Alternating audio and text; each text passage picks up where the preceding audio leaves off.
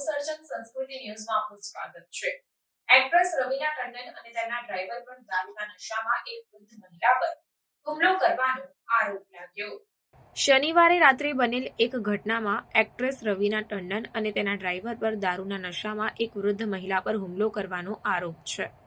Police સૂત્રોનું માનીએ તો હવે બંને પક્ષો વચ્ચે સમજૂતી થઈ ગઈ છે। બંને પક્ષો તરફથી લેખિતમાં કહેવામાં આવ્યું છે કે તેઓને હવે એકબીજા સામે કોઈ ફરિયાદ નથી। એવું પણ જાણવા મળ્યું છે કે ઘટના સમયે રવીના નશામાં ન હતી। સીસીટીવી ફૂટેજમાં સ્પષ્ટપણે જોઈ શકાય છે કે રવીનાની કારથી કોઈને ઈજા થઈ નથી। હકીકતમાં ટોળું રવીનાના ઘરમાં ઘૂસી ગયું અને બંને પક્ષો વચ્ચે ઝપાઝપી થઈ હતી। કહેવામાં આવી રહ્યું છે કે ભીડ રવીના અને તેના ડ્રાઈવર પ્રત્યે આક્રમક બની ગઈ હતી। ત્યારબાદ રવીનાએ તેના ડ્રાઈવરને બચાવવાનો પ્રયાસ કર્યો હતો અને આ દરમિયાન બંને પક્ષો વચ્ચે ઝપાઝપી થઈ હતી।